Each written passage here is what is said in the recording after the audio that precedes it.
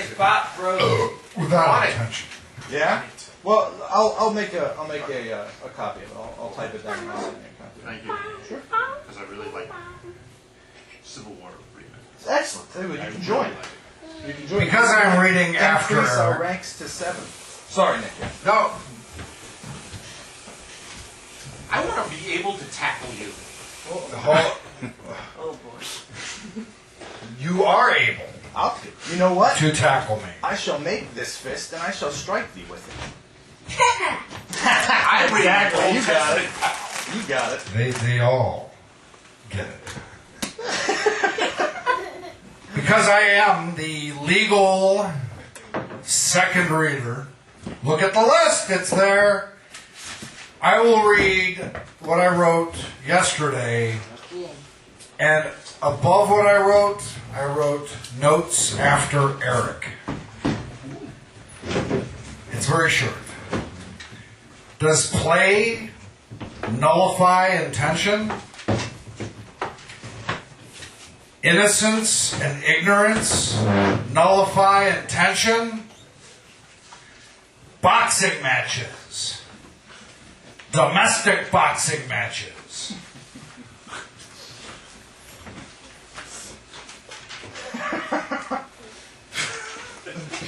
It was a nice, point of It has a certain, I don't know what. a certain I don't know what.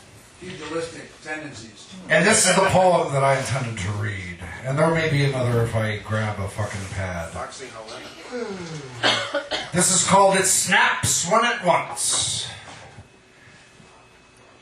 Part 1. I can't explain these things to hard-handed heads, hammers that you won't understand unless I read poems to you over and over, if I showed you valleys through my eyes.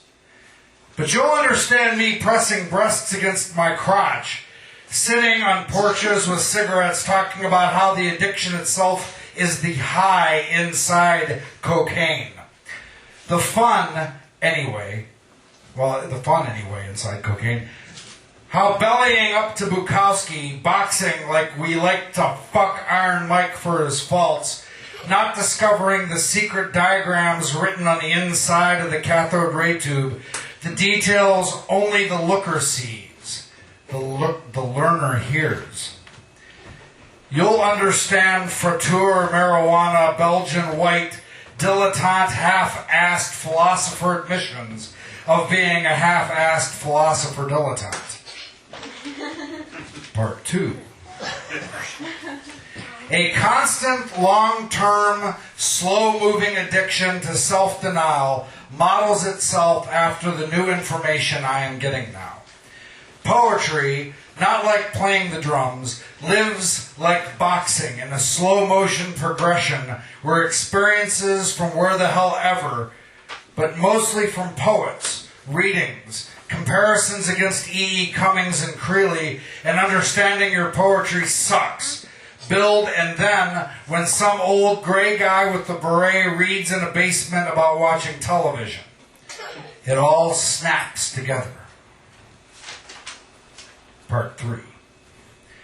So how would I explain poetry to Robert Coover now, if sitting in a double-day hotel room on a comfortable chair in Los Angeles, I was asked now, what is the difference between poetry and prose? And who the fuck cares?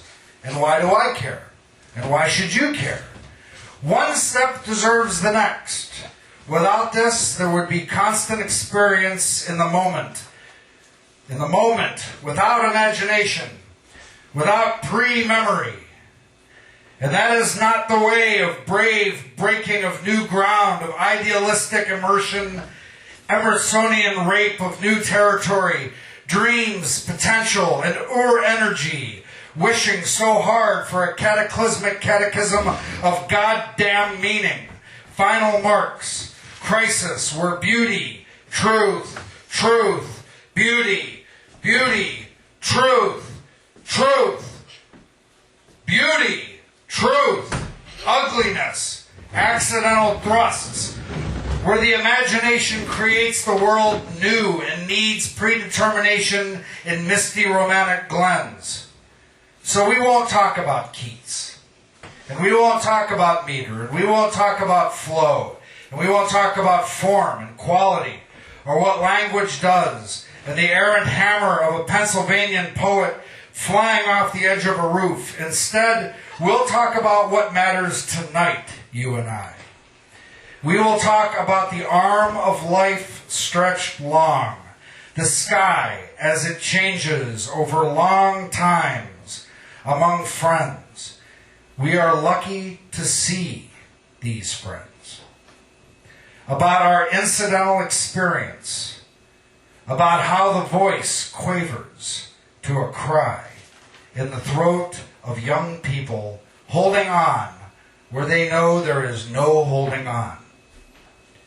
Embarrassment in the right place, in the worst place, at the best time. It snaps when it wants.